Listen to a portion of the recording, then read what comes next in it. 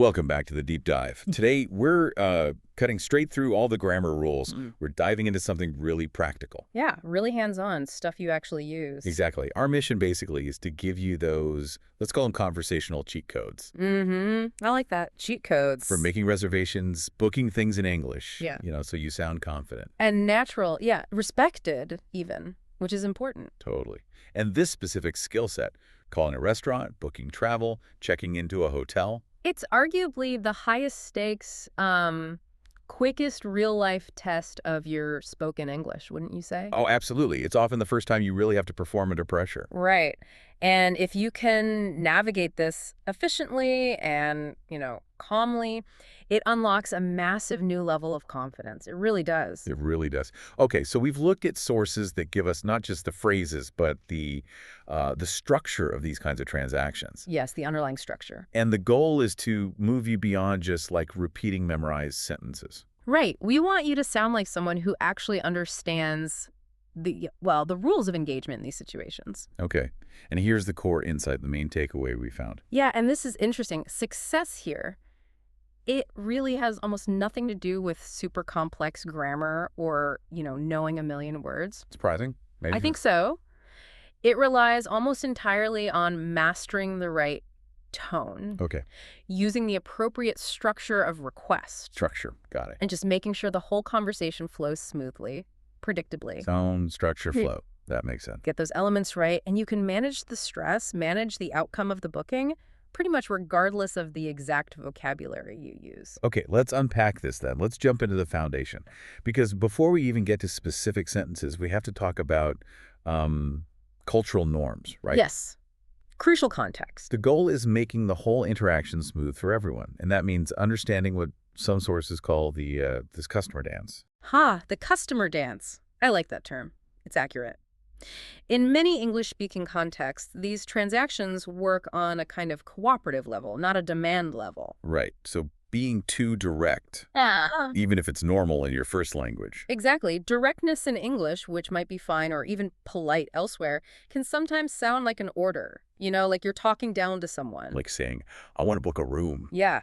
That phrase, I want, even with perfect grammar, can immediately create a bit of friction, unintentionally, usually. Okay, so the secret sauce then, the thing that instantly makes you sound more fluent, more natural, is using softeners. That's the key, softeners. But let's go a bit deeper than just the word softeners. What are they actually doing? What's the mechanism? Well, think of them as like linguistic shock absorbers. Okay. They shift the request away from being a direct statement of what you want to being a polite inquiry about what's possible. Right. So it shows you respect the other person's time, their resources. Exactly. So instead of, I need a table, you ask, could I possibly reserve a table? Or would it be possible to reserve a table? The difference feels huge, even just saying it. It is huge. It changes the whole dynamic. And it's not just could I, is it? There's sort of a spectrum of politeness here. Oh, definitely. A whole spectrum. So if someone wants to sound, maybe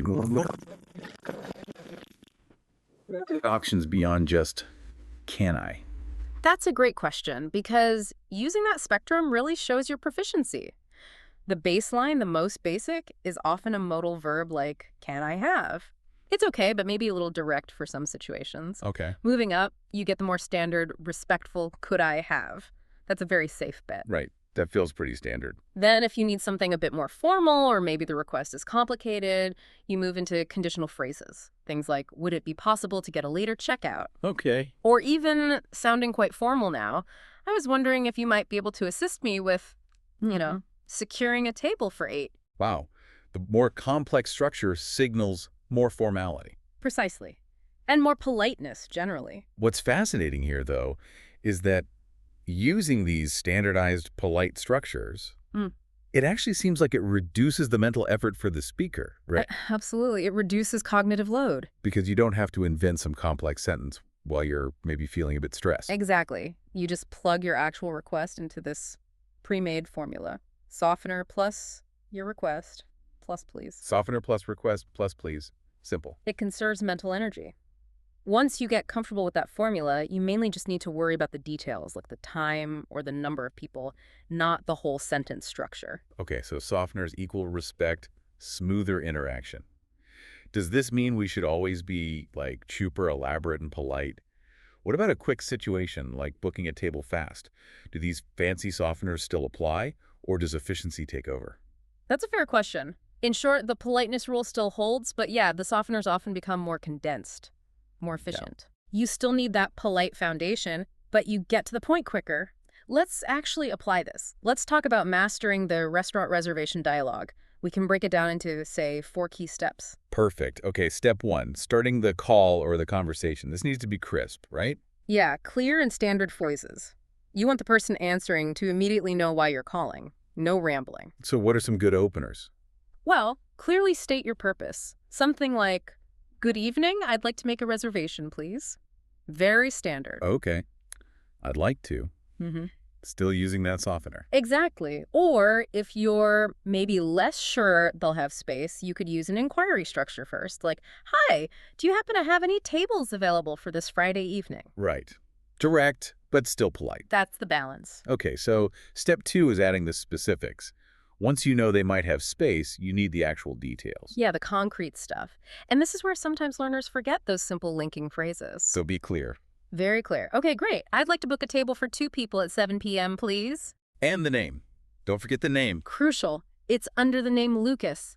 Simple, direct. But the real test of sounding comfortable, I think, is personalizing it a bit. This shows you're not just reading a script. That's a great point. Adding those little extras. Yeah, like if you want a specific spot, you found some good phrases for this. Right. You have to frame it as a request using a softener. So, can I request a table by the window? Or, would a window table be possible? That sounds so much better than just give me a window table. Oh, worlds better. And if it's, say, a special occasion, Right, like a birthday. you can say something like, "We'll actually be celebrating a birthday. Could you possibly make a note of that?" Nice.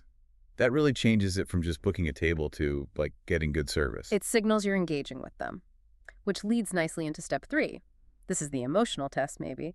Handling it when they're fully booked. Ah, yes. The moment of potential panic. Exactly. People can get flustered and maybe sound a bit rude without meaning to. You need to be ready for a no. And your response has to keep that polite flow going. Absolutely. This is critical. If they say, "Sorry, we're fully booked," don't let your disappointment leak out as frustration or demandingness. So have some polite, structured responses ready. Keep it cooperative. Definitely. I remember one time, years ago, I was so focused on getting the specific appointment Uh-huh. that when the person said no, I just kind of snapped, "Well, when can I come then?" And the shift in their tone. Oof. Yeah, you could feel the temperature drop. Instantly. It just soured the whole thing. So don't do that. Instead, use a recommended response like, "Oh, okay. No problem at all. Do you happen to have any other times available later this evening?" That no problem at all is key, isn't it? Softens the whole rejection, keeps the door open. Completely. And if that specific time or day is really important. You can ask about a waiting list. Right. Use that structured request. "Okay, thanks. If there are any cancellations, could you possibly add me to the waiting list, please?" Again, that politeness makes it much more likely they'll actually do it for you. For sure. Okay, finally, step 4. Confirmation. Don't hang up yet. Right. Confirming the details. Provides closure. Avoids mistakes. You should always be ready to recap the key info. It's the perfect way to wrap up. Something like, okay, perfect. So just to confirm, that's a table for 2 at 7:30 p.m. under the name Lucas, correct? Exactly. And then a nice, confident closing. Great. Thank you so much. We're looking forward to it. Perfect. Okay, so that's restaurants. Now let's maybe shift gears a bit. Let's move from a quick restaurant call to something maybe a bit longer, more complex. Booking a hotel room. Yeah, often a bigger transaction, right? Multiple nights, different room types, money changing hands. Does that complexity, the rooms, the dates, does that mean we need a totally different structure? Mm-hmm. Or is that softener rule still king? The softeners are universal, definitely still king. But you're right, the amount of information needed up front is heavier. So, starting the booking, you need to set the stage clearly. State the purpose and the scope right away. Exactly. Something like, "Good afternoon, I'd like to inquire about booking a room." Using inquire about, nice softeners there. For 2 nights, checking in next Friday. Clear dates, clear duration. Okay, then you move into the specifics, like availability and price. Right.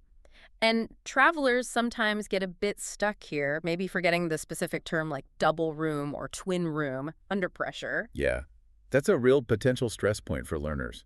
What if you do forget the exact word? Is there a fallback? A simpler way to ask? Absolutely there is. You can just rely on the number of people. It's a great safety net. How so?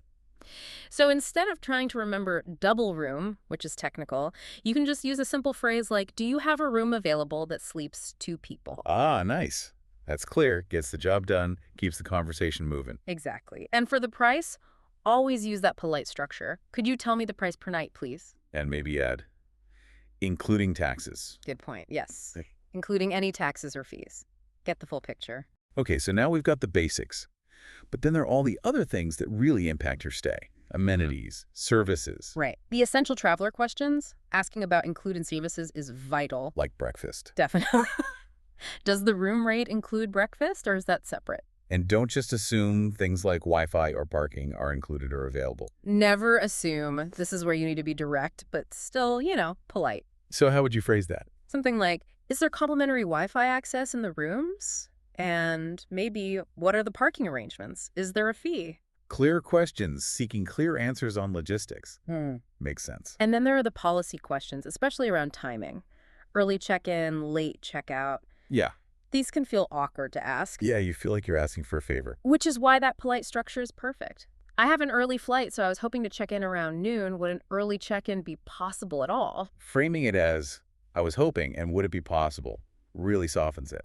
Exactly. Okay, so just like with the restaurant, that final confirmation step is absolutely mandatory for hotels. You need to recap the whole stay, if the hotel person doesn't do it for you. You need to initiate it. Take control of that final summary. Right, so you'd say, okay, great, so just to recap, that's 1 double room for 2 nights, checking in on Friday at 3 p.m., and the rate is $150 per night plus tax, correct? Perfect. Lay it all out clearly. And one more crucial thing for hotels, maybe more than restaurants. The written confirmation, absolutely vital. You need that paper trail or email trail. So you wrap up by requesting documentation, using a confident structure, something like, great, thank you so much for your help. Could you please send me a confirmation email detailing the full reservation? Excellent. Locks everything down. We should probably also quickly touch on handling changes or cancellations because, life happens. It does. Plans change. And knowing how to communicate that calmly is a big part of fluency that often gets missed in lessons. Yeah, you don't want a simple change to turn into a big awkward drama. Exactly. A sudden cancellation or needing to shift dates shouldn't feel like you're causing a major incident. So if you need to change the date, Use flexible, polite language.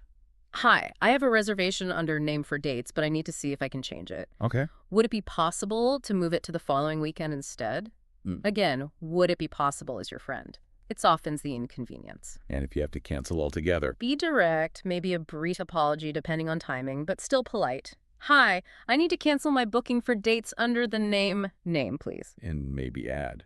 I apologize for any inconvenience, especially if it's short notice.